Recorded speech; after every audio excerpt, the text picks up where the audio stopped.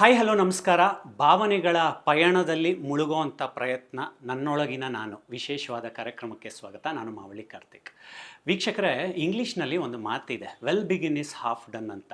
ಯಾವುದೇ ಒಂದು ಕೆಲಸನ ಶುರು ಮಾಡುವಾಗ ನಾವು ಧೈರ್ಯದಿಂದ ಇಡೋವಂಥ ಹೆಜ್ಜೆನೇ ಅರ್ಧ ಕೆಲಸ ಮುಗಿಸ್ಬಿಡುತ್ತಂತೆ. ನಮ್ಮ ಕನ್ನಡ ಸಿನಿಮಾ ಇಂಡಸ್ಟ್ರಿಯಲ್ಲಿ ಬರೀ ನಟನೆ ನಿರ್ದೇಶನಕ್ಕೆ ಸೀಮಿತ ಆಗದೆ ಮಾನವ ಪ್ರೀತಿಯನ್ನು ಯಾವಾಗಲೂ ಮೆರೆಯೋ ಸದಾಕಾಲ ತುಡಿತದಲ್ಲಿ ಇರೋವಂಥ ಮನಸ್ಸು ರೂಪಾ ಅಯ್ಯರವರು ಇವತ್ತು ಬಹಳ ದಿನಗಳ ನಂತರ ಕರ್ನಾಟಕ ನ್ಯೂಸ್ ಬೀಟ್ ಜೊತೆ ಮಾತನಾಡೋದಕ್ಕೆ ಜಾಯ್ನ್ ಆಗಿದ್ದಾರೆ. ಅವ್ರನ್ನ ಪ್ರೀತಿಯಿಂದ ಕಾರ್ಯಕ್ರಮಕ್ಕೆ ವೆಲ್ಕಮ್ ಮಾಡ್ಕೊಂಡು ಬಿಡ್ತೀನಿ. ಜಿ ನಮಸ್ತೆ. Thank you so much, so kind of you. ನನ್ನ ಬಗ್ಗೆ ಎಲ್ಲ ಒಳ್ಳೊಳ್ಳೆ ಮಾತುಗಳನ್ನ ನಾಡಿದ್ದಕ್ಕೆ. ಹೇಗಿದೆ ಇದೇ ಮಾನವ ಪ್ರೀತಿ ಜೀವನ? ಅದು ಫ್ರಮ್ ದ ಬಿಗಿನಿಂಗ್ ಪ್ರಾಬಬ್ಲಿ ನಾವು ಹುಟ್ಟಿದಾಗ್ಲಿಂದಾನೇ ಕೆಲವಷ್ಟು ಸಮಾಜ ಪಾಠ ಕಲಿಸ್ತು, ಕೆಲವಷ್ಟು ನಮ್ಮ ಜೀವನಗಳೇ ಪಾಠ ಕಲಿಸಿರುತ್ತೆ, ಕೆಲವಷ್ಟು ಟೈಮ್ ಪಾಠ ಕಲಿಸುತ್ತೆ. ಸೊ ಆದರೆ ನಮ್ಮ ಪ್ರೀತಿ ಮತ್ತು ಮಾನವೀಯತೆನ ಬಿಟ್ಟು ಹೋಗಬಾರ್ದು, ಮಾನವ ತತ್ವದ ಜೊತೆಗೆ ಹೋರಾಡಬೇಕು ಅನ್ನೋದೇ ನನ್ನ ಆಸೆ ಮತ್ತು ಧ್ಯೇಯ. ನಾವು ನಿಮ್ಮ ಮನೆಗೆ ಕಾಲಿಟ್ಟ ತಕ್ಷಣ ನಮ್ಮ ಕ್ಯಾಮ್ರಾಮನ್ ಒಂದು ಮಾತು ಹೇಳಿದ್ರು, ಕಾರ್ತಿಕ್ ನಾವು ಯಾರ್ದೋ ಮನೆಗೆ ಬಂದಿದ್ದೀವ ದೇವಸ್ಥಾನಕ್ಕೆ ಬಂದಿದ್ದೀವ ಅಂತ. ಹೇಗೆ ಈ ದೈವಿಕ ಗುಣಗಳು ಸಾಧ್ಯ? ಅದೆಲ್ಲ ಹೋದ ಜನ್ಮದಿಂದಾನೇ ಬಂದಿದೆ ಅಂತ ಅನ್ಸುತ್ತೆ. ನಾನು ಅದೇ ಅವ್ರಿಗೆ ಆನ್ಸರು ಕೊಟ್ಟೆ. ನಾನು ಅವ್ರ ಮನೇಲಿ ನಾನಿದ್ದೀನಿ, ನಮ್ಮ ಮನೇಲಿ ಅವರಿದ್ದಾರೆ ಅಂತಲ್ಲ, ಮನೆಯೇ ದೇವ್ರ ಮನೆ ಮಾಡ್ಕೊಂಡಿದ್ದೀರ ಅಂತ ಹೇಳಿದ್ರಲ್ಲ, ಅದು ಎಷ್ಟೋ ಜನ್ಮಗಳಿಂದ ಬರ್ತಾ ಹೋಗಿರುತ್ತೆ. ಆಮೇಲೆ ಇದೆಲ್ಲ ಏನಂದರೆ ಸುಮ್ಮನೆ ಅಂಗಡಿಲಿ ತೊಗೊಂಬಂದು ಹಿಂಗೆ ಇಡೋಕ್ಕಾಗಲ್ಲ. ಅದ್ರ ಜೊತೆ ಒಂದು ಬಾಂಧವ್ಯ ಮತ್ತು ಎಮೋಷ್ನಲ್ ರಿಲೇಷನ್ಶಿಪ್ಪು ಮತ್ತು ಅದು ಡಿವೈನ್ ರಿಲೇಷನ್ಶಿಪ್ಪು ಅವರೇ ಬೆಳೆಸ್ಕೊಟ್ಟಿದ್ದಾರೆ ನನಗೆ ಈ ಜನ್ಮದಲ್ಲಿ. ನನಗೊಂದು ಕುತೂಹಲ, ನಿಮಗೆ ಫೇಸ್ ರೀಡಿಂಗ್ ಬರುತ್ತಾ ಅಂತ? ಯಾರಾದರೂ ಎದುರುಗಡೆ ಇರೋ ವ್ಯಕ್ತಿ ಸುಳ್ಳು ಹೇಳಿದ್ರೆ ಕಂಡು ಹಿಡಿತೀರಾ ನೀವು? ಖಂಡಿತ ಕಂಡು ಹಿಡಿತೀವಿ ವೈಬ್ರೇಷನಲ್ಲಿ. ಯಾಕೆ ನೀವು ಲೇಟಾಗಿ ಬರ್ತಾ ಸುಳ್ಳು ಹೇಳಿದ್ರಲ್ಲ, ಅದಕ್ಕೆ ವೈಬ್ರೇಷನಲ್ಲಿ ಗೊತ್ತಾಗುತ್ತೆ. ಫೇಸ್ ರೀಡಿಂಗ್ ಅನ್ನೋದೆಲ್ಲ ಒಂದು ಇವಾಗ ಜ್ಯೋತಿಷ್ ಶಾಸ್ತ್ರದಲ್ಲಿ ಒಂದು ಉಪ ಅಂಗಗಳು, ವೇದದಲ್ಲಿ ವೇದಾಂಗಗಳು ಅಂತ ಬರುತ್ತೆ. ಅದರಲ್ಲಿ ಸಂಖ್ಯಾಶಾಸ್ತ್ರ ಆಗಿರಬಹುದು ಮತ್ತು ಫೇಸ್ ರೀಡಿಂಗು, ಪಾಮ್ ರೀಡಿಂಗು, ಅದೆಲ್ಲ ಉಪ ಅಂಗಗಳು ಅಂತ. ಖಂಡಿತ ಒಬ್ಬ ವ್ಯಕ್ತಿ ಬಂದ ತಕ್ಷಣ ವೈಬ್ರೇಷನಲ್ಲಿ ಗೊತ್ತಾಗುತ್ತೆ, ಮತ್ತು ಅವ್ರು ಆಡೋ ಮಾತಲ್ಲಿ ಗೊತ್ತಾಗುತ್ತೆ, ಅವ್ರು ಎಷ್ಟು ಕಾನ್ಫಿಡೆಂಟಾಗಿ ಸುಳ್ಳು ಹೇಳ್ತಾರೋ, ಕಾನ್ಫಿಡೆಂಟಾಗಿ ನಿಜ ಹೇಳ್ತಾರೋ ಅದ್ರಲ್ಲಿ ಗೊತ್ತಾಗುತ್ತೆ. ಒಂದು ಹೊಸ ಹೆಜ್ಜೆ ಕಾಲಿಟ್ಟಿದ್ದೀರಾ. ನೀವು ಸಿನಿಮಾಗಳನ್ನು ಮಾಡೋದೇ ಕಡಿಮೆ, ನಿಮ್ಮ ಮನಸ್ಸಿಗೆ ಬರಬೇಕು ನಾನು ಸಿನಿಮಾ ಮಾಡಬೇಕು ಅಂತ. ಎಕ್ಸಾಕ್ಟ್ಲಿ. ನಿಮ್ಮ ಕನಸು ಆಜಾದ್ ಭಾರತ್ ತೆರೆಗೆ ಬರೋದಕ್ಕೆ ರೆಡಿಯಾಗಿದೆ, ಪೋಸ್ಟ್ ಪ್ರೊಡಕ್ಷನ್ ಕೆಲಸಗಳು ಆಗ್ತಾ ಇದೆ ಅಂತ. ಪೋಸ್ಟ್ ಪ್ರೊಡಕ್ಷನ್ನು ಆಗೋಯ್ತು, ಇನ್ನೇನು release next month. Post production ಆಗಿ ಸೆನ್ಸಾರು ಆಗೋಯ್ತು. ಆ ಸಿನಿಮಾ ಎಷ್ಟು ವಿಶೇಷ ನಿಮಗೆ? That is also close to my heart. ಯಾಕೆಂದರೆ ನೀರಾ ಆರ್ಯಾದ ಒಂದು ಕ್ಯಾರೆಕ್ಟರ್ ಇದೆಯಲ್ಲ, ನೇತಾಜಿ ಅವರು ಎಸ್ಪೆಷಲಿ ನನ್ನ ಆ ಸ್ಕ್ರಿಪ್ಟ್ ಬರಿಬೇಕಾದ್ರೆ ಪ್ರತಿ ಸೀನ್ಗೂ ಅಳ್ತಾ ಇದ್ದೆ ನಾನು. ಅಷ್ಟು ಬ್ಯೂಟಿಫುಲ್ಲಾಗಿ, ನನಗೆ ಸ್ವಲ್ಪ ಚಿಕ್ಕ ವಯಸ್ಸಿಂದ ದೇಶಭಕ್ತಿ ಜಾಸ್ತಿ. ಇವಾಗಲೂ ನಮ್ಮ ನಾಡಗೀತೆ ಅಥವಾ ನನ್ನ ದೇಶಭಕ್ತಿ ಗೀತೆಗಳನ್ನ ಹಾಡ್ತಾ ಇದ್ದರೆ ಸುಮ್ಮನೆ ಅಳ್ತಾ ಇರ್ತೀನಿ ನಾನು. ಸೊ ಅಷ್ಟು ಚೆನ್ನಾಗಿ ಕನೆಕ್ಟ್ ಆಗಿರುತ್ತೆ. ನೀರಾ ಆರ್ಯ ಮಾಡಲೇಬೇಕು ಅಂತ ನಾನು ಕೊರೋನಾ ಟೈಮಲ್ಲಿ ಕತೆನ ರಿಸರ್ಚ್ ಮಾಡಿಕೊಂಡು ಅನೇಕ ಜನ INA ಇಂಡಿಯನ್ ನ್ಯಾಷನಲ್ ಆರ್ಮಿ ಜನಗಳನ್ನ ಭೇಟಿ ಮಾಡಿ ಅದೆಲ್ಲ ಲೈನಪ್ ಮಾಡಿಕೊಂಡಾಗ ನನಗೆ ನೇತಾಜಿಯವರ ಮರಿ ಮೊಮ್ಮಗಳನ್ನು ಭೇಟಿ ಮಾಡುವಂಥ ಅವಕಾಶ ಸಿಕ್ತು. ಆವಾಗ ಅವರು ಅದನ್ನೇ ಹೇಳ್ತಾ ಇದ್ರು, 140 ಕೋಟಿ ಜನಕ್ಕೆ ಬರದೇ ಇರೋ ಥಾಟು ನಿನಗೆ ಬಂದಿದೆ ಅಂತ ಹೇಳಿದ್ರೆ ನಿನಗೆ ನೇತಾಜಿಯವ್ರ ಆತ್ಮದ ಜೊತೆ ಕನೆಕ್ಷನ್ ಇದೆ ಮತ್ತು ಅವ್ರ ಆಶೀರ್ವಾದ ಇದೆ, ಅದಕ್ಕೆ ನೀನು ಇದೇ ಟಾಪಿಕ್ ತೊಗೊಂಡು ಮಾಡ್ತಾ ಇದೆಯಾ. ಮತ್ತು ನನಗೆ ಎಷ್ಟೇ ಹರ್ಡಲ್ಸ್ ಬಂದ್ರೂ ಪ್ರತಿ ಹೆಜ್ಜೆಲಿ ಪಾಪ ಅವ್ರು ನನಗೆ ಮೋಟಿವೇಟ್ ಮಾಡೋರು, ನೋ ರೂಪಾ, ಡೋಂಟ್ ಸ್ಟಾಪ್, ನೀನು ಮುಂದಕ್ಕೆ ಹೋಗಬೇಕು. ಎಷ್ಟೇ ಜನ ನೀನು ತೊಂದರೆ ಕೊಡೋರು ಬಂದ್ರೂ ನೀನು ಚಿತ್ರಾನ ಪೂರ್ತಿ ಮುಗಿಸಿ ನೀನು ರಿಲೀಸ್ ಮಾಡಬೇಕು ಅಂತ. ಸೊ ಹಾಗೆ ಆಜಾದ್ ಭಾರತ್ ನೇತಾಜಿ ಪಾತ್ರನ ಶ್ರೇಯಸ್ ತಲ್ಪಡೆ ಅವ್ರು ಮಾಡಿದ್ದಾರೆ. ಅದನ್ನ ಹಿಂದಿಲೇ ಮಾಡಿದ್ದೀನಿ. ಯಾಕೆ ಅಂತ ಹೇಳಿದ್ರೆ ಇದು ಇಡೀ ದೇಶಕ್ಕೆ ತಲುಪಬೇಕು ಅನ್ನೋದು ಒಂದು ಕಾರಣಕ್ಕೆ. ಮತ್ತು ನೇತಾಜಿ ಅವ್ರಿಗೆ ಆ ಲೀಡರ್ಶಿಪ್ ಕ್ವಾಲಿಟಿ ಜೊತೆಗೆ ಅವ್ರಿಗೆ ಒಂದು ಒಳ್ಳೆ ಥಾಟ್ ಇದ್ದಿದ್ದೇನು ಅಂದರೆ ಮಹಿಳೆಯರು ಕೂಡ ದೇಶಕ್ಕಾಗಿ ಹೋರಾಟ ಮಾಡಬಲ್ಲರು. ಅದಕ್ಕೆ ಅವರು ರಾಣಿ ಝಾನ್ಸಿ ರೆಜಿಮೆಂಟ್ ಅಂತ ಇಟ್ಟರು, ಪ್ರತಿಯೊಬ್ಬ ಮಹಿಳೆನೂ ರಾಣಿ ಥರ ಅಂತ, ಅವಳಲ್ಲಿ ಆ ತಾಕತ್ತಿದೆ ಅನ್ನೋ ಥರ. ಸೊ ಅವ್ರು ಅವಾಗಲೇ ರೆಕಗ್ನೈಸ್ ಮಾಡಿ ಅಷ್ಟು ದೇಶಗಳಲ್ಲಿ INA ಆರ್ಮಿನ ಸ್ಥಾಪಿಸಿದ್ರಲ್ವ. ಇದು ನಂದೊಂದು ಅವ್ರಿಗೆ ಟ್ರಿಬ್ಯೂಟ್ ಟು ನೇತಾಜಿ ಅವ್ರಿಗೆ ಒಂದು ಚಿಕ್ಕ ಕಾಣಿಕೆ ಅಷ್ಟೇ ಇದು. ನಾವು ನಿಧಾನವಾಗಿ ದೇಶಭಕ್ತಿನ ಮರೀತಾ ಇದ್ದೀವ ಅನ್ನೋಂಥ ಒಂದು ಪ್ರಶ್ನೆ. ಸ್ವಾತಂತ್ರ್ಯ ಸಿಕ್ಕಿ ತುಂಬ ವರ್ಷಗಳಾಗೋಗಿದೆ. ಆ ಉದ್ದೇಶ ಇಟ್ಕೊಂಡೇ ನೀವು ಮುನ್ನುಗ್ತಾ ಇದ್ದೀರಾ ಏನಾದರೂ? ಅದು ನೀವು ಹೇಳಿದ ನಿಜ. ನನ್ನ ಎಷ್ಟೋ ಜನ ನೆಕ್ಸ್ಟ್ ಜನ್ರೇಷನ್ ಮಕ್ಕಳಿಗೆ ದೇಶಭಕ್ತಿ ಬಗ್ಗೆ ಒಂಚೂರು ಗಮನನೇ ಇರಲ್ಲ. ಅಂದರೆ ನನ್ನ ಜೀವನ ನಾನು ಹೇಗೆ ಕಟ್ಕೋಬೇಕು ಅಂತಲೇ ಸೆಲ್ಫಿಶ್ ಆಗಿರ್ತಾರೆ.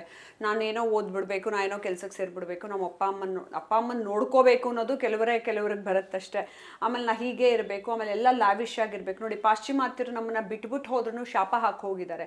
ಇವಾಗಲೂ ನಾವು ಅರ್ಧಕ್ಕರ್ಧ ಅವರನ್ನೇ ಫಾಲೋ ಮಾಡ್ತಾ ಇದ್ದೀವಿ. ಅದಕ್ಕೆ ಈ ನೆಕ್ಸ್ಟ್ ಜನ್ರೇಷನಲ್ಲಿ 2 ವಿಚಾರವನ್ನು ನಾನು ಗಟ್ಟಿಪಡಿಸೋಕ್ಕೆ ಈ ಚಿತ್ರವನ್ನು ಮಾಡಿದ್ದೀನಿ. ನೀರಾ ಆರ್ಯಾಗೆ ಅಷ್ಟು ಟಾರ್ಚರ್ ಕೊಟ್ಟರು, ಅದೇ ಥರ ಎಷ್ಟೋ ಮಹಿಳಾ ಸೇನಾನಿಗಳಿದ್ದರು INA ಅಷ್ಟು ಟಾರ್ಚರ್ ಕೊಟ್ಟರೂ ಕೂಡ ಅವಳು ಆತ್ಮಹತ್ಯೆ ಮಾಡ್ಕೊಳ್ಳಿಲ್ಲ, ಖಿನ್ನತೆಗೆ ಒಳಗಾಗಲಿಲ್ಲ. ಅಯ್ಯೋ ನನಗೆ ಯಾಕೆ ಬೇಕು ಜೀವನ, ನಾನು ಓಡೋಟೋಗೋಣ, this the right age for me to love someone, to be with someone, ನನ್ನ ಜೀವನ ನಾನು ಚೆನ್ನಾಗಿ ಕಟ್ಕೊಳ್ಳೋಣ ಅಂತ ಸೆಲ್ಫಿಶ್ಗಳಾಗಿರಲಿಲ್ಲ ಅವರೆಲ್ಲ. ದೇಶದ ಸ್ವತಂತ್ರಕ್ಕಾಗಿ ಮನೆ ಬಿಟ್ಟು ಬಂದು, ಮಕ್ಕಳನ್ನ ಬಿಟ್ಟು ಬಂದು, ಜೀವನನೇ ಬಿಟ್ಟು ಬಂದು ಹೋರಾಟ ಮಾಡಿದ್ರು. ನಮ್ಮ ನೆಕ್ಸ್ಟ್ ಜನ್ರೇಷನ್ ಮಕ್ಕಳುಗಳು ತುಂಬ ಸೂಕ್ಷ್ಮರಾಗಿ ಒಂದು ಸಣ್ಣ ಪ್ರಾಬ್ಲಮ್ ಆದರೂ ಆತ್ಮಹತ್ಯೆ ಮಾಡ್ಕೋತಾರೆ, ಸಣ್ಣ ಪ್ರಾಬ್ಲಮ್ ಆದರೂ ಹಠ ಹಿಡಿತಾರೆ, ನಂಗೆ ಅದೇ ಬೇಕು ಇದೇ ಬೇಕು ಅಂತ. ಬಟ್ ಇವ್ರಿಗೆಲ್ಲ ಅಷ್ಟು ಅವಳನ್ನು ಜೈಲ್ಗೆ ಹಾಕಿ ಸ್ತನಗಳನ್ನ ಕಟ್ ಮಾಡಿ ಬ್ರೆಸ್ಟ್ ಕಟ್ ಮಾಡಿ ಬಿಸಾಕಿದ್ರು ಕೂಡ ತಾನು ಸ್ವತಂತ್ರಳಾಗಿ ಇಂಡಿಪೆಂಡೆಂಟಾಗಿ ದುಡಿದು ತಿಂದು ಪೂರ್ಣ ಆಯುಸ್ಸನ್ನು ಮುಗಿಸಿ ಸತ್ಲು ನೀರಾ ಆರ್ಯ. ಅದಕ್ಕಾಗಿ ನಾನು ನೆಕ್ಸ್ಟ್ ಜನ್ರೇಷನ್ ಮಕ್ಕಳಲ್ಲಿ ಸ್ವಲ್ಪನಾದರೂ 1% ಈ ಕತೆಗಳನ್ನ ಜ್ಞಾಪಿಸ್ತಾ ಹೋದಾಗ ಅವ್ರಿಗೆ ಒಂದು ಒಳಗಡೆ ಇರೋ ಎನರ್ಜಿ, ನಾವೆಲ್ಲ ಭಾರತೀಯರಲ್ವ, ನಮ್ಮ ಒಳಗಿದೆ ದೇಶಭಕ್ತಿ ತಾನಾಗೇ ಇದೆ. ಬಟ್ ಆದರೆ ಅದನ್ನ ತೋರಿಸ್ಕೊಳ್ಳೋದಕ್ಕೆ ಟೈಮ್ ಸಾಲ್ತಿಲ್ವೇನೋ ಪಾಪ. ಬೇರೆ ವಿಚಾರಗಳಲ್ಲಿ ಜನರು ಬ್ಯುಸಿಯಾಗಿದ್ದಾಗ ಅದ್ರ ಕಡೆ ಗಮನ ಹರಿಸೋಕ್ಕೆ ಅವ್ರಿಗೆ ಸಮಯ ಸಾಲ್ತಿಲ್ಲ ಅನಿಸುತ್ತೆ. ನಾನು ನಿಮಗೆ ನಿಮ್ಮ ಸಂದರ್ಶನ ಮಾಡಬೇಕು ಅಂತ ಒಂದು ಫೋನ್ ಮಾಡಿದಾಗ ಆ ಕಾರ್ಯಕ್ರಮದ ಟೈಟಲ್ ಕೇಳಿ ತುಂಬ ಖುಷಿ ಪಟ್ರಿ ನೀವು, ನನ್ನೊಳಗಿನ ನಾನು ಅಂತ. ಆ ನಾನು ಹುಡುಕಾಟ ಹೇಗಿದೆ ಈಗ? ನನಗೆ ನಾನು ಹುಡುಕಾಟ ಚಿಕ್ಕ ವಯಸ್ಸಿಂದನೇ ಇತ್ತು. ನಾ ಎಲ್ರಿಗೂ ಅದನ್ನೇ ಹೇಳ್ತೀನಿ, ಕಿಂ ಕಾರಣಂ ಬ್ರಹ್ಮ ಕುತಃ ಸ್ಮಜಾತಃ ಅನ್ನೋದು ವೇದಗಳ ಮೊದಲ ಮಂತ್ರವೇ ನಾನು ಯಾರು ಅನ್ನೋದನ್ನ ಹುಡುಕೋದು. ಸೊ ಅದನ್ನೇ ನೀವಿಟ್ಟಿರೋ ಟೈಟಲ್ ನನಗೆ ಯಾಕೆ ಇಷ್ಟ ಆಯಿತು ಅಂದರೆ, ನನ್ನೊಳಗಿನ ನಾನುನ ಪ್ರತಿಯೊಬ್ಬ ಮನುಷ್ಯನಿಗೂ ಫಸ್ಟು ಈ ಕ್ವೆಶ್ಚನ್ ಬರ್ತಾ ಹೋಗ್ಬಿಟ್ಟಾಗ ನಾನು ಯಾರು, ಹೂ am I, why am I existing ಅಂತ ನಿನ್ನ ಜೀವಾತ್ಮದ ಇದನ್ನು ನೆಲೆನ ಹುಡುಕ್ತಾ ಹೋದಾಗ ನಾನು ಎಷ್ಟು ಜನ್ಮಗಳಿಂದ ಇಲ್ಲಿ ಪಾಸಾಗಿ ಬಂದಿದ್ದೀನಿ, ಎಷ್ಟು ಕರ್ಮ ಮುಗಿಸ್ಬಿಟ್ಟು ಹೋಗಬೇಕು ಅನ್ನೋದು ಫೌಂಡೇಶನ್ ನಿಮ್ಗೆ ಅರ್ಥ ಆಗಿಬಿಟ್ರೆ ನೀವು ಏನು ಬೇಕಾದರೂ ಮಾಡಬಹುದು. ಯಾವ ಫೀಲ್ಡಿಗೆ ಬೇಕಾದ್ರೂ ನಿಮ್ಮನ್ನು ಬಿಸಾಕಿದ್ರು ನೀವು ಗೆದ್ಕೊಂಡು ಬರಬಹುದು. ಆಮೇಲೆ ಗೆಲ್ಲೋದು ಅನ್ನೋದು ಸಕ್ಸಸ್ ಒಂದು ಸ್ಕೇಲ್ ಇಟ್ಟು ನೋಡೋದು ಅಂತಲ್ಲ. ಭಗವದ್ಗೀತೆಯಲ್ಲಿ ಕೃಷ್ಣ ಹೇಳ್ದಂಗೆ ಕರ್ಮಣ್ಯವಾಧಿಕಾರಸ್ತೆ, ನಾ ಕರ್ಮ ಮಾಡ್ಕೊಂಡು ಹೋಗಬೇಕು. ಸೊ ನೀವು ನನ್ನೊಳಗಿನ ನಾನು ಅನ್ನೋ ನಿಮ್ಮ ಕಾರ್ಯಕ್ರಮದ ಟೈಟಲ್ ಪ್ರಕಾರ ಎಲ್ಲರೂ ನನ್ನೊಳಗಿನ ನಾನು ಕಂಡಿಡ್ಕೊಂಡ್ರೆ ಅವ್ರು ಅವಾಗ ಈ ಡಿಟ್ಯಾಚ್ಮೆಂಟನ್ನು ಬೆಳೆಸ್ಕೊಂಡು ವಸ್ತು ವಿಚಾರಕ್ಕೇ ಅಟ್ಯಾಚ್ಮೆಂಟ್ ಇಟ್ಕೊಂಡು ಒಂದು ಕಡೆ ಜಗಳಾಡು, ಒಂದು ಕಡೆ ಬೇಜಾರು ಮಾಡ್ಕೊ, ಒಂದು ಕಡೆ ನೊಂದ್ಕೋ, ಟೈಮ್ ಎಷ್ಟು ವೇಸ್ಟ್ ಮಾಡ್ತಿದ್ದಾರೋ ಅದನ್ನು ಬಿಟ್ಟು ನನ್ನೊಳಗಿನ ನಾನನ್ನ ಕಂಡುಕೊಂಡು ಹೋದಾಗ ನಿಜವಾಗ್ಲೂ ಅವರೊಂದು ಸಾರ್ಥಕತೆಯನ್ನು ಕಂಡುಕೋತಾರೆ. ಅದಕ್ಕೆ ಎಕ್ಸಾಂಪಲ್ಸ್ ನಮ್ಮ ಕವಿಗಳಾಗಿರಬಹುದು, ನಮ್ಮ ನಾಲ್ವಡಿ ಕೃಷ್ಣರಾಜ ಒಡೆಯರಾಗಿರಬಹುದು, ಅನೇಕರು ತುಂಬ ಶ್ರೀಮಂತಿಕೆಯಲ್ಲೇ ಬದುಕಬೇಕು ಅಂತಿಲ್ಲ ಕವಿಗಳೆಲ್ಲ, ಅವರೆಲ್ಲ ನನ್ನೊಳಗಿನ ನಾನನ್ನು ಕಂಡುಕೊಂಡಿದ್ರಲ್ವ. ಸೊ ಆ ಸ್ಟ್ರಾಂಗ್ ವ್ಯಕ್ತಿತ್ವ ನಿಮಗೆ ಬರಬೇಕು ಅಂತ ಹೇಳಿದ್ರೆ ನಾವು ಯಾರು, ನಮ್ಮ ಜೀವಾತ್ಮದ ಪರ್ಪಸ್ ಏನು ಅನ್ನೋದನ್ನ ಕಂಡುಹಿಡ್ಕೋಬೇಕು. ನಾನು ನಿಮ್ಮನ್ನು ನಟಿಯಾಗಿ ಅನಲೈಸ್ ಮಾಡ್ತಾ ಹೋಗೋದಾದರೆ, ನೀವು ಕಾಲಿಟ್ಟಂಥ ತಕ್ಷಣ ನಮ್ಮ ಕನ್ನಡ ಚಿತ್ರರಂಗಕ್ಕೆ ಅಲ್ಲಿಂದ ಕಟ್ ಮಾಡಿದ್ರೆ ಇಲ್ಲಿವರೆಗೂ ನೀವು ಬೇರೆ ಬೇರೆ ಪ್ರಾಜೆಕ್ಟಲ್ಲಿ ಕೆಲಸ ಮಾಡ್ತಾ ಹೋಗ್ತೀರಾ, ನಿಮ್ಮದೊಂದು ಪಾಸಿಟಿವ್ ಸರ್ಚಲ್ಲಿ ಬೀಳ್ತೀರಾ, ಬೇರೆ ಕೆಲಸಗಳನ್ನು ಮಾಡ್ತಾ ಹೋಗ್ತೀರಾ, ಬರೀ ಸಿನಿಮಾ ಮಾಡೋದಕ್ಕೆ ಸ್ಟಿಕ್ ಆನ್ ಆಗೋದಿಲ್ಲ. ಯಾವತ್ತಾದರೂ ನಿಮಗೆ ಅನ್ನಿಸ್ತಾ ನಾನು ಈ ಕಮರ್ಷಿಯಲ್ ರೇಸಲ್ಲಿ ಬೀಳಬೇಕಾಗಿತ್ತು, ಇನ್ನೂ ಹೆಚ್ಚಿನ ಸಿನಿಮಾಗಳನ್ನ ಮಾಡಬೇಕಾಗಿತ್ತು ಅಂತ? ಇಲ್ಲ, ಅನ್ಸಲ್ಲ ಪಾಪ. ಆದರೆ ಜನಗಳು ನನ್ನ ಮೇಲೆ ತುಂಬ ಪ್ರೀತಿ ಅಭಿಮಾನ ಇಟ್ಕೊಂಡು ಯಾವಾಗೇನೋ ಒಂದು ಪೋಸ್ಟ್ ಮಾಡಿದ್ರು. ನೀವು ಗಮನಿಸಿ, ನಾನು ಸೋಷಿಯಲ್ ಮೀಡಿಯಾಗೆ ಹೋಗೋದು ತುಂಬ ಕಮ್ಮಿ. ನನಗೆ ಅದಕ್ಕೆ ಹೋಗ್ಬಿಟ್ಟು ಅಲ್ಲಿ 2 ಅವರ್ ಹೆಂಗಪ್ಪ ವೇಸ್ಟ್ ಮಾಡಲಿ ಅಂತ ಅನ್ಕೊತೀನಿ. ಬಟ್ ಜನ ತುಂಬ ಪ್ರೀತಿ ತೋರಿಸಿ ಯಾವಾಗಲೂ ಸಿಕ್ಕಿದ್ರು, ಮೇಡಮ್ ನೀವಿನ್ನೂ ಆ್ಯಕ್ಟ್ ಮಾಡಬೇಕಿತ್ತು, ನೀವಿನ್ನೂ ಚಿತ್ರಗಳನ್ನ ಮಾಡಬೇಕಿತ್ತು, ನಿರ್ದೇಶನ ಮಾಡಬೇಕಿತ್ತು, ಅದೆಲ್ಲ ಹೇಳ್ತಾನೆ ಇರ್ತಾರೆ. ಅದು ಅವರ ಪ್ರೀತಿ. ಆದರೆ ನನಗೇನಾಗ್ಬಿಡುತ್ತೆ, ನಾನು ಎಲ್ಲವನ್ನೂ ಬ್ಯಾಲೆನ್ಸ್ ಮಾಡಬೇಕು. ನಾನು ಅಮೆರಿಕಾಯಿಂದ ವಾಪಸ್ ಬಂದಮೇಲೆ ಇಲ್ಲಿ ಟ್ರಸ್ಟ್ಗಳನ್ನು ಶುರು ಮಾಡಿದೆ. HIV ಪೀಡಿತ ಮಕ್ಕಳಿಗಾಗಿ ಹೆಲ್ತ್ ಆ್ಯಂಡ್ ಎಜುಕೇಷನ್ ಸಪೋರ್ಟ್ ಮಾಡೋಕ್ಕೆ ಬ್ರಹ್ಮಜ್ಞಾನ ಪೀಠಮ್ ಅಂತ ವೇದ ಪಾಠಶಾಲೆಗಳದ್ದು, ಮತ್ತು ವಿಶ್ವ ಹಿಂದೂ ಮಹಿಳಾ ಪ್ರತಿಷ್ಠಾನ ಮಹಿಳಾ ಎಂಪವರ್ಮೆಂಟ್ ಮಾಡೋದಕ್ಕೆ ಅಂತ. ಸೊ ನನಗೆ ನನ್ನೊಳಗೊಂದು ಆಸೆಗಳೆಲ್ಲ ಇರೋದು ಬರೀ ಚಿತ್ರರಂಗ ಅಲ್ಲ, ನನ್ನ ಕರ್ತವ್ಯ, ನನ್ನ ಸಮಾಜ, ನನ್ನ ದೇಶಕ್ಕೆ ನಾನು ಏನೇನೇನೇನು ಕೈಲಾದಷ್ಟು ನನ್ನ ಎನರ್ಜಿ ಉಪಯೋಗಿಸಿ ಏನೇನು ಮಾಡಬಲ್ಲೆ ಅನ್ನೋದು. ಮತ್ತು ನೀವೇ ನೋಡ್ದಂಗೆ ಎಲ್ಲ ಹೋರಾಟಗಳಲ್ಲೂ ಎಲ್ಲ ಕಡೆನೂ ಫಸ್ಟ್ ಹೋಗಿ ನಿಂತಿರ್ತೀನಿ. ಸೊ ಹಾಗಿದ್ದಾಗ ನಾನು ಫಿಲಮ್ಮೇ ಮಾಡಬೇಕು, ಅದರಿಂದನೇ ದುಡ್ಕೊಂಡು ತಿನ್ನಬೇಕು, ಅದರಿಂದನೇ ನಾನು ಸಕ್ಸಸ್ ಕಂಡ್ಕೋಬೇಕು, ಅದೇ ನನ್ನ ಜೀವನ ಅಂತ ನಾನು ಯಾವತ್ತೂ ಫಿಕ್ಸ್ ಮಾಡ್ಕೊಂಡಿಲ್ಲ. ಸೊ ಇದಕ್ಕೂ ಮುಂಚೆ ರೂಪಾ ಅಯ್ಯರ್ನ ನೋಡಿದಂಥ ವ್ಯಕ್ತಿಗಳು ನಾನು ಇವೆಂಟ್ಸ್ ಮಾಡ್ತಾ ಇದ್ದೆ ವರ್ಲ್ಡ್ ವೈಡು. AR ರೆಹಮಾನ್ ಶೋನೇ ನಾನು ವರ್ಲ್ಡ್ ವೈಡ್ ಮಾಡಿದ್ದೆ. Miss Karnataka, mister and Mrs Sandalwood ಅದೆಲ್ಲ ತುಂಬ ಮಾಡ್ಕೊಂಡು ಹೋಗ್ತಾ ಇದ್ದೆ. ಅಂದರೆ ನಾನು ಈ ಸ್ಪೆಷಲ್ ಮಕ್ಕಳನ್ನ ಮತ್ತು ಸಮಾಜದ ಜನತೆನ ಒಟ್ಟುಗೂಡಿಸ್ಬೇಕು ಅಂತ ಅನೇಕ ಕಾರ್ಯಕ್ರಮಗಳನ್ನ ಇವೆಂಟ್ನ ಮಾಡ್ತಾ ಹೋಗ್ತಿದ್ದೆ. ಹಾಗಾಗಿ ನಾನು ಫಿಲಮ್ನ ಕೈಗೆತ್ಕೊಂಡು ಮಾಡೋದು ಬಹಳ ಕಡಿಮೆ. ನಾನು ಫಿಲಮ್ ಇಂಡಸ್ಟ್ರಿಲೇ ಪೂರ್ತಿ ಹೋಗಬೇಕು ಅನ್ನೋದು ನಂಗೆ ಆಸೆ ಇಟ್ಕೊಂಡಿದ್ದೀನಿ ಅಂತಲ್ಲ. ಬಟ್ ನಿರ್ದೇಶಕರ ಸಂಘದಲ್ಲಿ ಉಪಾಧ್ಯಕ್ಷೆಯಾಗಿ ಕೆಲಸ ನಂಗೆ ಅಡ್ಮಿನಿಸ್ಟ್ರೇಷನ್ ವರ್ಕು ತುಂಬ ಇಷ್ಟ ಆಗುತ್ತೆ. ಸೊ ನೀವೆಲ್ಲ ಗಮನಿಸ್ದಂಗೆ ನಾನು ಜಾಸ್ತಿ ಆ ಕೆಲಸ ಮಾಡ್ತಿರ್ತೀನಿ. ಆ್ಯಕ್ಟಿಂಗ್ ಮಾಡು, ಡೈರೆಕ್ಷನ್ ಮಾಡು ಅಂದರೆ ಈ ಕಡೆ ಕಮ್ಮಿ ಇರ್ತೀನಿ. ನಿಮಗೆ ಜೀವನದ ಯಾವ ಪಾಯಿಂಟಲ್ಲಿ ಅನ್ನಿಸ್ತು ನಾನು ಫಿಲಾಸಫಿ ಓದಬೇಕು ಅಂತ? ಈಗ ಚಿಕ್ಕ ವಯಸ್ಸಿಂದ ನಮಗೆಲ್ಲರಿಗೂ ಭಕ್ತಿ ಮಾರ್ಗದಲ್ಲಿ ನಾವೆಲ್ಲರೂ ಚೆನ್ನಾಗಿ ನಮ್ಮ ತಾಯಿ ನಮ್ಮನ್ನು ಬೆಳೆಸ್ತಾನೆ ಬಂದರು. ಬಟ್ ಎಲ್ಲದಕ್ಕೂ ಒಂದು ಹುಡುಕಾಟ ಇರುತ್ತೆ. ಇವಾಗ ನಿಮ್ಮ ಟೈಟಲ್ಲೇ ಹೇಳೋ ಹಾಗೆ ನನ್ನೊಳಗಿನ ನಾನೂನ ಹುಡುಕೊಂಡು ಹೆಂಗೆ ಹೋಗೋದು ಅನ್ನೋದು. ಆ ಹುಡುಕಾಟ ಶುರುವಾದಾಗ ನನಗೆ ಅಮೆರಿಕಾದಲ್ಲಿ ನಾನು ಮೀಟ್ ಮಾಡಿದಂಥ ನನ್ನ ಗಾಡ್ ಪೇರೆಂಟ್ಸು ರವಿ ರಾಜಗೋಪಾಲ್ ಅವರು ಮತ್ತು ಗಾಯತ್ರಿ ರವಿ. ಎಸ್ಪೆಷಲಿ ರವಿ ಅವರು like my guru. Gayatri silent ಗುರು ಆದರೆ ರವಿ ನನಗೆ ಪಾಠಗಳನ್ನು ಹೇಳಿಕೊಟ್ಟು ನನ್ನ ತಿದ್ದಿ ಸೈಂಟಿಫಿಕಲಿ ಹೇಗೆ ವರ್ಕ್ ಆಗುತ್ತೆ ಮತ್ತು ಇದನ್ನು ಹೇಗೆ ನಾವು ಫಿಲಾಸಫಿನ ಎಲ್ಲ ವಸ್ತುಗಳನ್ನು ಮೀರಿ ಇಲ್ಲಿ ನಿಂತ್ಕೊಂಡು ಕಂಡುಕೋಬೇಕು, ಅದನ್ನು ಜೀವನಕ್ಕೆ ಹೇಗೆ ಅಳವಡಿಸ್ಕೋಬೇಕು, ಮತ್ತು ಭಗವದ್ಗೀತೆ ಎಷ್ಟು ಇಂಪಾರ್ಟೆಂಟು. ಬೇರೆ ಎಲ್ಲ ಓದಕ್ಕೆ ಹೋಗ್ತೀವಲ್ವ, ಇವಾಗ 100 ಪುಸ್ತಕಗಳು ಅದೋದು ಇದು ಬಟ್ ಯಾವುದು ಪರ್ಫೆಕ್ಟ್ ಅನ್ನೋದು ಹೇಗೆ ಗೊತ್ತಾಗುತ್ತೆ? ಸೊ ಅದಕ್ಕೆ ನಮಗೆ ಗುರು ಅನ್ನೋರು ಬೇಕು ಅಂತ ಅನ್ನೋದು. ಸೊ ಅವ್ರು ಬಂದು ನನ್ನ ಲೈಫಲ್ಲಿ ನನಗೆ ಇದೆಲ್ಲ ಪ್ರಾಮುಖ್ಯತೆ ಹೇಳ್ಕೊಡ್ತಾ ಹೋದಾಗ ನಾವು ಒಂದಾದ್ಮೇಲೆ ಒಂದು ಓದ್ತಾ ಹೋದ್ವಿ. ಬಟ್ ಆದರೆ ಒಂದು ಜನ್ಮ ಸಾಲದೇ ಇಲ್ಲ ನಮ್ಮೆಲ್ರಿಗೂ. ಇಷ್ಟೆಲ್ಲ ಓದ್ಬಿಟ್ಟು ಇಷ್ಟೆಲ್ಲ ಕಲ್ತ್ಕೊಳ್ಬೇಕು ಅಂತ. ಬಟ್ ಆದರೂ ನಾನೊಂದು ಹಠ ತೊಟ್ಟು ಅಕಾಡೆಮಿಕ್ ಎಜುಕೇಷನ್ನು ಫಿಲಾಸಫಿಲೇ ಮಾಡ್ಕೋಬೇಕು ಅಂತ ಅಂದ್ಬಿಟ್ಟು ಮುಂದಕ್ಕೆ ಹೋಗಿ ಅದನ್ನೇ ಓದಿದೆ. ಬಟ್ ಓದಿದ್ಮೇಲೆ ಅಳವಡಿಸ್ಕೊಳ್ಳೋದು ಇನ್ನೂ ಕಷ್ಟ. ಈಗ ಓದ್ಬಿಟ್ಟು ಭಾಷಣ ಕೊಡೋದು ಟೇಪ್ ರೆಕಾರ್ಡರ್ ಮತ್ತು ವಿಡಿಯೋ ಬರೋ ಥರ ಪಟ ಅಂತ. ಬಟ್ ನಮ್ಮ ಜೀವನದಲ್ಲಿ ಅಳವಡಿಸ್ಕೊಂಡ್ವಾ ಅನ್ನೋದಕ್ಕೆ ನಾವು ಸಾಕ್ಷೀಭೂತರಾಗಿರಬೇಕು ಅಂತ ಹೇಳಿದ್ರೆ ನನಗೆ ಲಕ್ಕೀಲಿ ದೇವರು ಚಾರಿಟಿ ಕೆಲಸ ಮಾಡೋದನ್ನೆಲ್ಲ ಚಿಕ್ಕ ವಯಸ್ಸಿಂದನೇ ಸಂಭವ ಹೇಳ್ಕೊಟ್ಟಿದ್ರು. ಸೊ ನಾನೇನೇನು ಕಷ್ಟಪಟ್ಕೊಂಡು ಬನ್ನೋ ಸಮಾಜದಲ್ಲಿ ಬೆಳಿಬೇಕಾದ್ರೆ ಬೇರೆ ಮಕ್ಕಳು ಎಲ್ಲರೂ ನಾನು ಬದಲಾಯಿಸೋಕ್ಕಾಗಲ್ಲ, ಆದರೆ ಚೂರು ಬದಲಾಯಿಸ್ಬೋದಲ್ಲ. ಸೊ ಅದಕ್ಕಾಗಿ ನಾನು ಟೈಮು ಸಮಯ ಕೊಟ್ಟು ಬದಲಾಯಿಸಬೇಕು ಅಂತ ಫಿಲಾಸಫಿ ಮತ್ತು ನಮ್ಮ ಕರ್ಮ ಮಾರ್ಗ ಎರಡೂ ಒಂದಕ್ಕೊಂದು ಜೋಡಣೆಯಾಗಿ ನನ್ನ ಜೀವನ ನಡೆಸ್ತಾ ಹೋದೆ. ಬಟ್ ನಾನು ಎಲ್ಲದರಲ್ಲೂ ಎಲ್ಲಿ ಕಷ್ಟಪಟ್ಟು ಕೆಲಸ ಮಾಡ್ತೀನೋ ಅಲ್ಲಿ ನನ್ನ ದೇವರು ಚೆನ್ನಾಗಿಟ್ಟಿದ್ದಾರೆ. ನನಗೆ ಯಾವುದ್ರಲ್ಲೂ ಮೋಸ ಆಗಿದೆ, ಮೋಸಗಳಾದ್ರೂ ನಾನು ನಿರಂತರವಾಗಿ ಕೆಲಸ ಮಾಡ್ತಾನೆ ಹೋದಾಗ ದೇವ್ರು ನನಗೆ ಮೋಸ ಮಾಡಲ್ಲ, ಮನುಷ್ಯರು ಮಾಡಿದ್ರು. ಡಿಸೆಂಬರ್ 31 ಹೊಸ ವರ್ಷದ ಹಿಂದಿನ ದಿನ ಒಂದು ಸಲ ಜಯನಗರಲ್ಲಿ ನಿಮಗೆ ಸಿಕ್ಕಿದ್ದೆ, ನಾನು ಮಾತಾಡಿಸಿದ್ದೆ ನಿಮ್ಮನ್ನು. ಆಗ ನಿಮ್ಮ ಒಂದು ಹೋರಾಟದ ಗತಿ ಏನಿದೆ ಬೆಂಗಳೂರಲ್ಲಿ ಸಾಕಷ್ಟು ಚರ್ಚೆ ಆಗ್ತಾ ಹೋಯಿತು. ಏನಕ್ಕಂದರೆ ನಾವು MG ರೋಡು ಕಮರ್ಷಿಯಲ್ ಸ್ಟ್ರೀಟ್ ಕಲ್ಚರ್ಗಳಲ್ಲಿ ಬೆಳೆದಿರೋರು ಇಂಥ ಒಂದು ಆಂದೋಲನ ಆಗ್ತಾ ಇದೆ ಅಂದಾಗ ಟೀಕೆಯ ಬಾಣ ಬಿಟ್ಟರು ನಿಮ್ಮ ಮೇಲೆ. ಹೌದು, ಅದನ್ನೆಲ್ಲ ಸ್ವೀಕರಿಸೋದಕ್ಕೆ ಹೇಗೆ ತಯಾರಾಗ್ತೀರಾ ನೀವು? ನಾನು ಸ್ಟ್ರಾಂಗಾಗಿ ನೋಡಿ ಇದಾರಲ್ಲ, ಇವರೆಲ್ಲ ನನ್ನ ಸ್ಟ್ರಾಂಗಾಗಿ ರೆಡಿ ಮಾಡ್ತಾರೆ. ನಾನು ಬಂದು ಸಾಷ್ಟಾಂಗ ನಮಸ್ಕಾರ ಹಾಕಿ ದೇವ್ರಿಗೆ ಒಪ್ಪಿಸ್ಬಿಟ್ಟೆ ಹೇಳ್ಬಿಟ್ಟು ಹೋಗೋದು. ನಾನು ಇವತ್ತಿನ ಕರ್ಮ, ನಾನು ಇದು ಹೊಸ ಗೋಚರನ ನೀನು ನನ್ನ ಮೈಂಡಿಗೆ ಕೊಟ್ಟಿದ್ಯಾ, ನಾನು ಈ ಕರ್ಮ ಮಾಡೋಕ್ಕೆ ಹೋಗ್ತೀನಿ, ನೀನು ನನಗೆ ಶಕ್ತಿನ ಕೊಡಬೇಕು. ಆಮೇಲೆ ಜನ ಅನ್ಲಿ ಬಿಡಿ, ಅಂದ್ರೇನು ಇದೆ, ನನ್ನ ಇಂಟೆನ್ಷನ್ಸ್ ಆರ್ ಗುಡ್ ಅಂತ ಅಂದಾಗ ನನ್ನ ಜೊತೆ ಕೆಲವು ಜನ, ಇವಾಗ ನಾನೇ ಫಸ್ಟ್ ಹೋಗಿ ಬೀದಿಲಿ ನಿಂತಿರ್ತೀನಿ, ಅವ್ರು ಯಾರು ಬಂದಿರಲ್ಲ, ಫೋನ್ ಮಾಡಿ ಕರಿಬೇಕು, ಎಲ್ಲಿ ಆನ್ ಟೈಮ್ ಬರಲಿಲ್ಲ ನೀವು ಅಂತ ಇವತ್ತು ನಿಮ್ಗೆ ಹೇಳ್ದಂಗೆ.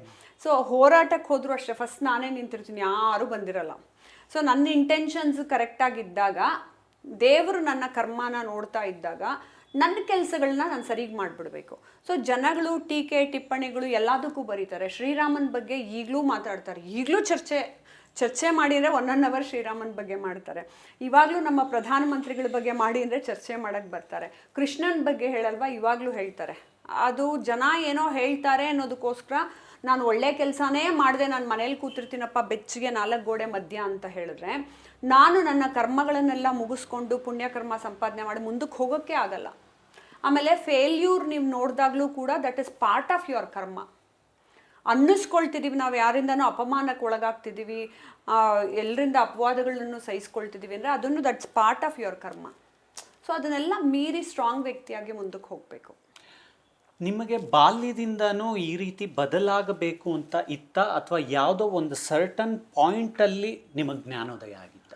ಇಲ್ಲ, ಮೊದಲಿಂದ ನಾನು ಮೊದಲೇ ಹೇಳ್ದಂಗೆ ಎಷ್ಟೋ ಜನ್ಮಗಳಿಂದ ಬಂದಿರುತ್ತದು. ಸೊ ಈ ಜನ್ಮದಲ್ಲಿ ಅದು ಕಂಟಿನ್ಯೂ ಆಗಿರುತ್ತೆ, ಜ್ಞಾನ ಆಗಿರಲಿ, ಭಕ್ತಿ ಆಗಿರಲಿ, ಪ್ರೀತಿ ಆಗಿರಲಿ ಅದೆಲ್ಲ. ಬಟ್ ಸಮಾಜದಲ್ಲಿ ಚಿಕ್ಕ ವಯಸ್ಸಿಂದನೂ ನನಗದು ನೋವುಗಳು, ದುಃಖಗಳು ಮತ್ತು ನಮ್ಮ ಮನೇಲಿದ್ದಂಥ ಬಡತನ, ಕಷ್ಟಗಳು ಎಲ್ಲವೂ ಪಾಠ ಹೇಳ್ಕೊಡ್ತು. ಸೊ ಇದು ಎರಡು ಥರ ಆಗುತ್ತೆ ಜೀವನದಲ್ಲಿ. ತುಂಬ ಕಷ್ಟಪಟ್ಟವ್ರು ಏನು ಮಾಡ್ತಾರೆ, ಯಾರನ್ನೋ ಲವ್ ಮಾಡಿ ಮದುವೆ ಆಗ್ಬಿಟ್ಟು ಸೆಟ್ಲ್ ಆಗ್ಬಿಡೋಣಪ್ಪ, ನನಗೆ ಬೇಡ ಕಷ್ಟಪಟ್ಟಿರೋದೆಲ್ಲ ಅಂತ ಅನ್ಕೋತಾರೆ. ನಾನು ಅನ್ಕೋತಿದ್ದೆ 10ನೇ ಕ್ಲಾಸಲ್ಲಿದ್ದಾಗ, ಅಯ್ಯೋ ನನಗಿಷ್ಟೆಲ್ಲ ಕಷ್ಟ ಇದೆ, ಯಾರನ್ನಾರ ಮದುವೆ ಮಾಡ್ಕೊಂಬಿಟ್ಟು ಆರಾಮಾಗಿರೋಣ ಅಂತ. ಆಮೇಲೆ ನೀವು ಒಂದು ಸತಿ ಕೆಲಸ ಮಾಡೋಕ್ಕೆ ಶುರು ಮಾಡ್ತೀವಲ್ಲ ಲೈಫಲ್ಲಿ, ಆವಾಗ ರೇಸಲ್ಲಿ ನಾವು ನಿಂತ ಮೇಲೆ ನಾವು ಹಿಂದೆ ತಿರುಗಲ್ಲ. ಸೊ ಅನೇಕ ಜನ ಹುಡುಗಿಯರು ಇವತ್ತು ಸಾಧನೆ ಮಾಡಿರೋಂಥ ಅನೇಕ ಜನ ಮಹಿಳೆಯರಾಗಿರಲಿ, ಪುರುಷರಾಗಿರಲಿ, ನೀವು ಬೇಕಾದ್ರೆ ಅವ್ರ ಕತೆ ಕೇಳಿ, ಕಷ್ಟಪಟ್ಟು ಕೆಲಸ ಮಾಡಿ ಮಲ್ಟಿ ಟಾಸ್ಕ್ ಮಾಡೋವಂಥ ವ್ಯಕ್ತಿಗಳನ್ನ ನೀವು ಮನೇಲಿ ಕೂಡಿಡೋಕ್ಕೆ ಸಾಧ್ಯ ಇಲ್ಲ. ಚಿಕ್ಕ ವಯಸ್ಸಲ್ಲಿ ಒಂದು ಜ್ಞಾನ ಇರುತ್ತೆ, ಬಟ್ ಒಂದೊಂದೇ ಸಮಾಜ ನಿಮಗೆ ಅವಮಾನಿಸೋದಾಗಿರಲಿ ಚಿಕ್ಕ ವಯಸ್ಸಲ್ಲಿ. ಈಗೆಲ್ಲ ನಾವು ಅದನ್ನ ಕೇರ್ ಮಾಡಲ್ಲ, ಬಿಕಾಸ್ ಬಿಡು ಅವರೇನೋ ಅನ್ಕೋತಾರೆ. ಅದೇ ಚಿಕ್ಕ ಮಗು ಆಗಿದ್ದಾಗ ಮಾನಸಿಕವಾಗಿ ಅದು ಪರಿಣಾಮ ಬಿದ್ದೇ ಬೀಳುತ್ತೆ. ಸೊ ಆ ರೀತಿ ಮಾನಸಿಕವಾಗಿ ತೊಂದರೆಗೊಳಗಾದಾಗ ನಾವೆಲ್ಲರೂ ಡಿಸಿಷನ್ ತೊಗೋತೀವಿ, ಇಲ್ಲ ನಾ ಬೆಳೆದ್ರೆ ಹಂಗೆ ಬೆಳೀಬೇಕು, ಇಲ್ಲ ಇದ್ದರೆ ಹಿಂಗೆ ಮನೇಲಿ ಯಾರನ್ನೋ ಆರಾಮಾಗಿ ಮನೇಲಿ ಕೂತಿರ್ಬೇಕು. ಸೊ ಎರಡರಲ್ಲಿ ಒಂದು ಡಿಸಿಷನ್ ತೊಗೊಂಡಾಗ ಕೆಲಸ ಮಾಡೋಕ್ಕೆ ಶುರು ಮಾಡಲೇಬೇಕಾಗತ್ತೆ. ಇದು ಎಲ್ಲ ಒಟ್ಟಿಗೆ ಸೇರಾಗಿರೋದು. ನಾನು ಹೇಳ್ದಂಗೆ ನಿಮಗೆ ಹೋದ ಜನ್ಮದಿಂದಾನೇ ಬಂದಿರುತ್ತೆ. ಸಿಚುವೇಶನ್ಸು, ಪ್ರಾರಬ್ಧ ಕರ್ಮ ಈ ಜನ್ಮದಲ್ಲೂ ಬಂದಿರುತ್ತೆ. ಅದಕ್ಕೆ ಸಮಾಜನೂ ಕೂಡ ಆ ರೀತಿ ನಮ್ಮನ್ನು ಹೀಯಾಳಿಸೋದು, ನೋವು ಕೊಡೋದು, ತೊಂದರೆ ಕೊಡೋದು ಅದೆಲ್ಲ ಮಾಡುತ್ತೆ. ಸೊ ಅದಕ್ಕೆ ನಾವು ಒಂದೊಂದು ಹೆಜ್ಜೆನೇ ಮುಂದೆ ಹೋಗ್ತಾ ಇರ್ತೀವಿ. ಮತ್ತೆ ಸಿನಿಮಾ ವಿಚಾರಕ್ಕೆ ಬರ್ತೀನಿ. ಆಜಾದ್ ಭಾರತ್, ನೀವೊಂದು ಪಾತ್ರ ಮಾಡುವಾಗ ನೀವು ನಿರ್ದೇಶಕರಾಗಿರೋದ್ರಿಂದ ಅದರ ಒಳ ಹೊಕ್ಕುಗಳು ಗೊತ್ತಿರುತ್ತೆ ನಿಮಗೆ, ಹೇಗೆ ತಯಾರಾಗಬೇಕು ನಾನು ಪಾತ್ರಕ್ಕೆ ಅಂತ. ಸ್ಪೆಷಲಿ ಈ ಪಾತ್ರಕ್ಕೆ ತುಂಬ ತಯಾರಿ ಬೇಕಾಯಿತು ಅಂತ ನಮಗೆ ಅನ್ನಿಸ್ತು ನೋಡಿದಾಗ, ಫಸ್ಟ್ ಲುಕ್ ನೋಡಿದಾಗ, ಮೇಕಿಂಗ್ ನೋಡಿದಾಗ ಎಲ್ಲ. ಸಿನಿಮಾ ರಿಲೀಸ್ ಆದಮೇಲೆ ಏನೆಲ್ಲ ಆಗ್ಬೋದು, ಏನೆಲ್ಲ ಸಂಚಲನ ಉಂಟಾಗ್ಬೋದು ಅಂತ ನೀವು ಇವಾಗಲೇ ಯೋಚನೆ ಮಾಡಿದ್ದೀರಾ?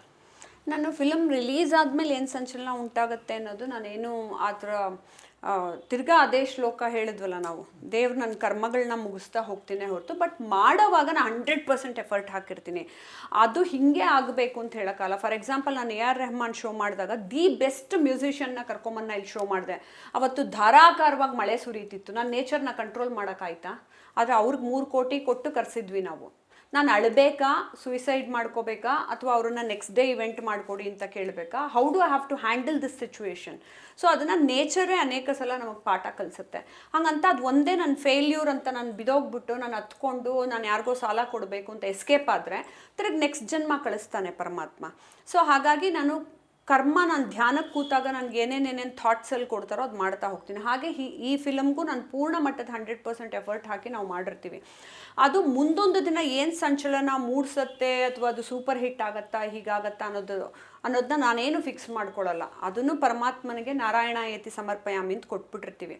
ಸೊ ಅದು ಸಕ್ಸಸ್ ಆದರೆ ಫೈನಾನ್ಷಿಯಲಿ ಸಕ್ಸಸ್ ಆಗುತ್ತೆ, ಇಲ್ದಿದ್ರೆ ಫೈನಾನ್ಷಿಯಲಿ ನನಗೆ ಯಾವಾಗಲೂ ಎಲ್ಲ ಪ್ರಾಜೆಕ್ಟು ಪರಮಾತ್ಮ ನನಗೆ ಬ್ರೇಕ್ ಇವನ್ ಮಾಡಿಸಿದ್ದಾರೆ, ಕಿಂಚಿತ್ತು ಪ್ರಾಫಿಟ್ನೂ ಕೊಟ್ಟಿದ್ದಾರೆ. ನನಗೆ ಮೋಸ ಅಂತ ದೇವ್ರು ಯಾವತ್ತೂ ಮಾಡಿಲ್ಲ. ಸೊ ಹಾಗಾಗಿ ನಾನು ರಿಲೀಸ್ ಮಾಡೋದು ಒಂದು ಕಮರ್ಷಿಯಲಿ, ಇನ್ನೊಂದು ಅದಾದಮೇಲೆ ಎಲ್ಲ ಕಾಲೇಜುಗಳಿಗೆ ಒಂದು ಇದನ್ನು 10 ಪಠ್ಯ ಪುಸ್ತಕ ಓದೋ ಬದಲು ಒಂದು ಚಿತ್ರವನ್ನು ನೀವು ನೋಡಿದಾಗ ಎಮೋಷ್ನಲಿನೂ ಕನೆಕ್ಟ್ ಆಗುತ್ತೆ, ಕಂಟೆಂಟು ಕೂಡ ನಿಮ್ಮ ತಲೆಗೆ ಹೋಗುತ್ತೆ ಅನ್ನೋ ಕಾರಣದಿಂದ ಅದು ತೋರಿಸೋದು ಸೆಕೆಂಡ್ರಿ. ಆ 2-3 ಥರದಲ್ಲಿ ಯಾವ ರೀತಿ ರೀಚ್ ಆಗಬೇಕು ಜನನ, ಆ ಪ್ಲಾನ್ ಎಲ್ಲ ಮಾಡ್ಕೊಳ್ತೀವಿ ನಾವು, ಅದೆಲ್ಲ ರೀಚ್ ಆಗ್ತೀವಿ. ಅದನ್ನು ಬಿಟ್ಟು ಇದನ್ನೆಲ್ಲ ಮೀರಿದ್ದು ದೇವ್ರಿಗೆ. ಇವಾಗ ಕೊರೋನಾ ಬಂತು ಅನ್ಎಕ್ಸ್ಪೆಕ್ಟೆಡ್ ಆಗಿ, ನನ್ನ ಫಿಲಮ್ ನಾಳೆ ರಿಲೀಸು ಅನ್ಬೇಕಾದ್ರೆ ಇವತ್ತೇನಾದರೂ ಬಂತು ಅಂದರೆ ಅದು ನನ್ನ ಕೈಯಲ್ಲಿರಲ್ವಲ್ಲ.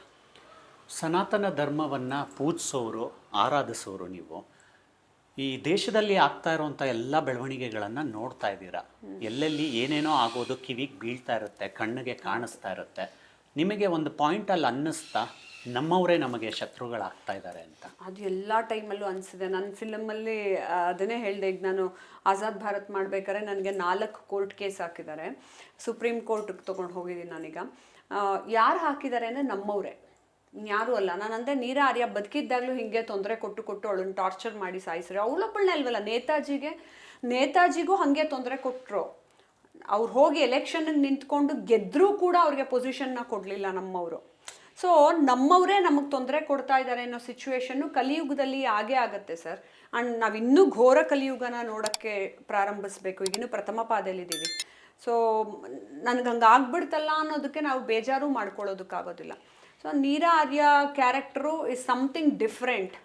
ಎಷ್ಟೋ ಜನ ಸೇನಾನಿಗಳು ಕೆಲಸ ನಿರ್ವಹಿಸಿದ್ರು ಕೂಡ ಅವಳು ನೇತಾಜಿನ ಸಾಯಿಸಬೇಕು ಅಂತ ಅವಳು ಗಂಡ ಬಂದರೆ ತನ್ನ ಗಂಡನ್ನೇ ಸಾಯಿಸಿ ಮೇರೆ ಲಿಯೆ ದೇಶ್ ಪೆಹ್ಲೆ ಹೇ ಅಂತ ದೇಶಕ್ಕೋಸ್ಕರ ನೇತಾಜಿನ ಕಾಪಾಡಿಕೊಂಡ್ಳು.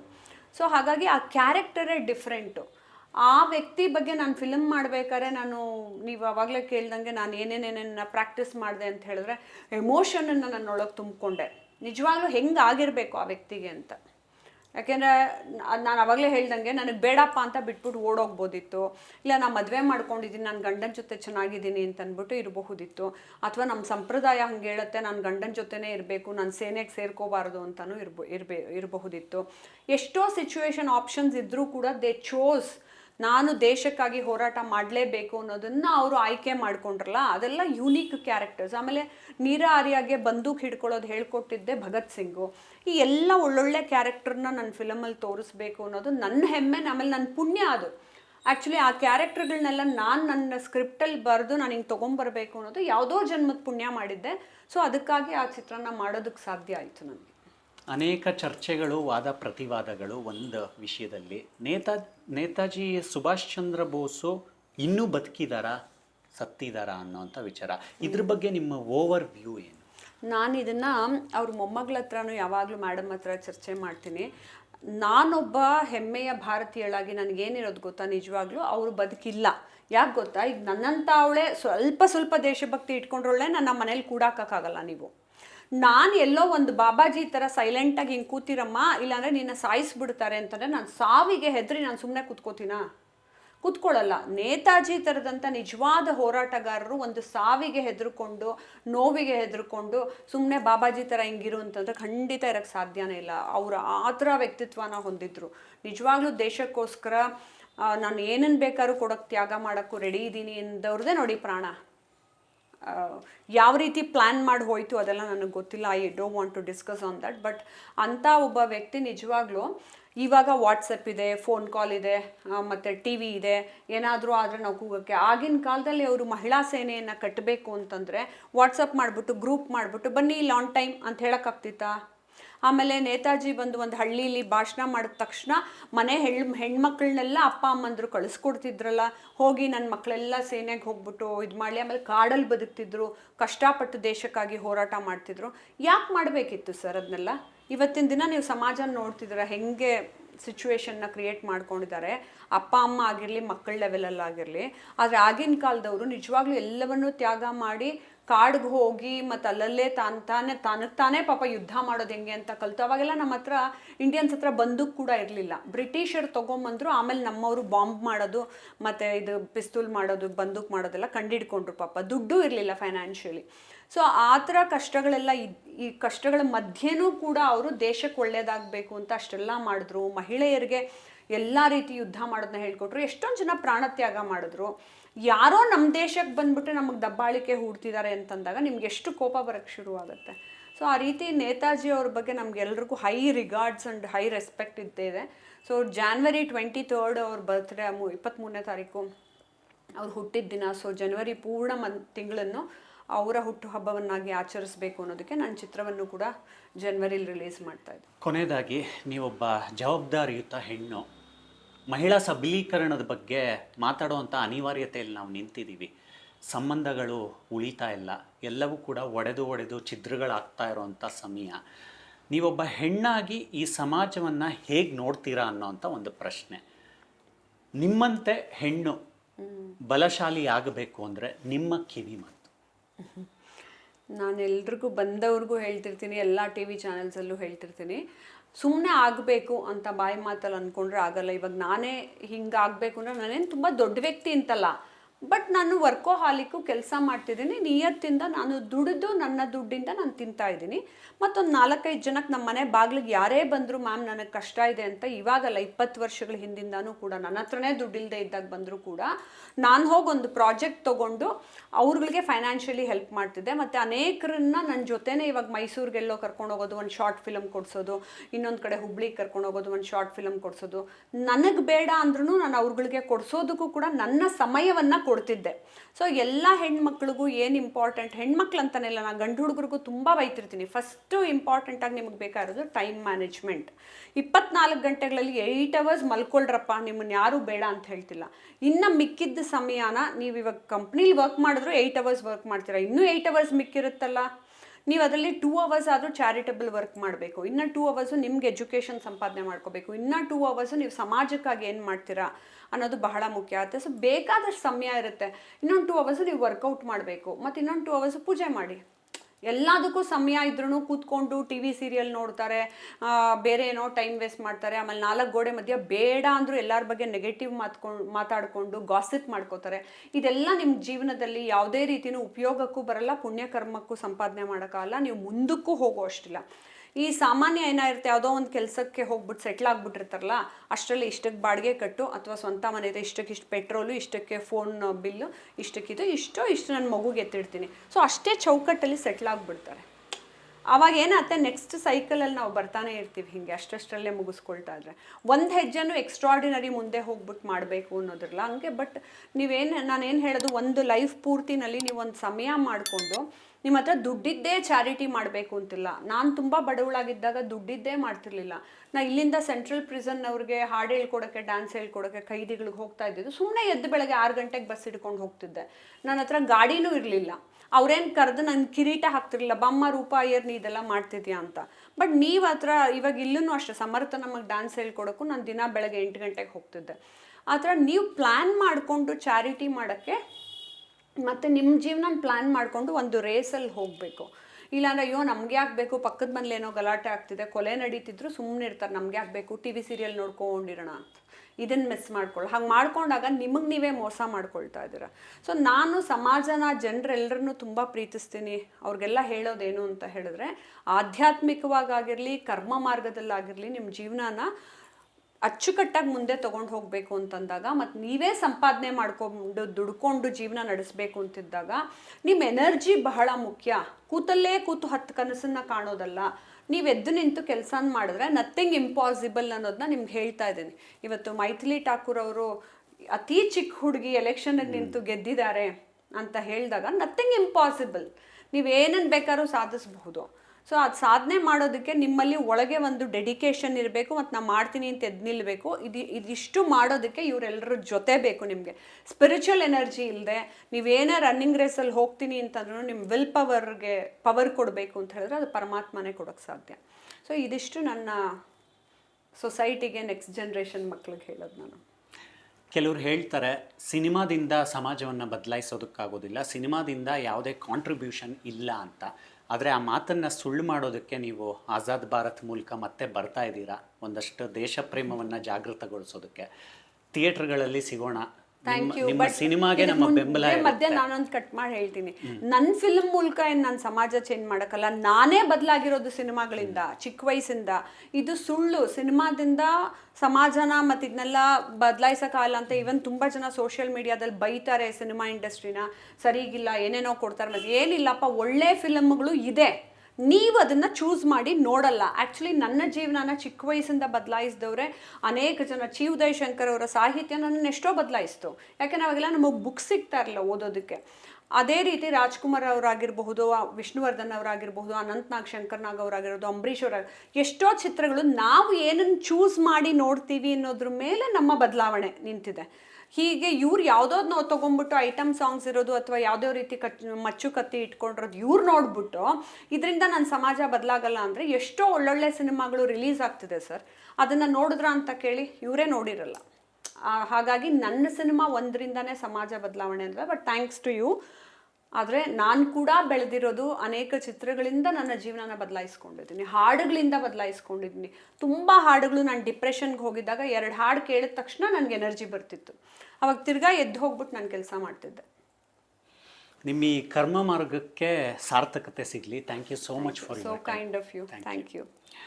ನೋಡಿದ್ರಲ್ಲ ವೀಕ್ಷಕರೇ, ಪ್ರತಿದಿನ ನಾವು ಬೆಳಗ್ಗೆ ಎದ್ದಾಗ ಒಂದು ಅವಕಾಶದ ಬಾಗಿಲು ತೆರೆಯುತ್ತೆ. ಇದೇ ನಿಲುವುಗಳಲ್ಲೇ ರೂಪಾಯಿಯರವರು ಬದುಕ್ತಾ ಬಂದವರು. ಇನ್ನು ಮುಂದಿನ ಹೆಜ್ಜೆಗಳು ಬಹಳ ಸ್ಪಷ್ಟವಾಗಿ ಕಾಣಿಸ್ತಾ ಇದೆ. ಒಂದು ಕಡೆ ಸಿನಿಮಾ, ಒಂದು ಕಡೆ ಮಾನವ ಪ್ರೀತಿಯ ದಾರಿಗಳು. ಇವರೆಲ್ಲರ ಚಿಂತನೆಗಳು ಸಮಾಜದ ದೃಷ್ಟಿಕೋನದಿಂದನೂ ಜೀವಂತವಾಗಿ ಉಳಿಲಿ ಅನ್ನೋವಂಥ ಒಂದು ಕಾಳಜಿಯ ಜೊತೆಗೇ ನಾನು ಈ ಕಾರ್ಯಕ್ರಮವನ್ನು ಮುಗಿಸ್ಕೊಡ್ತಾ ಇದ್ದೀನಿ.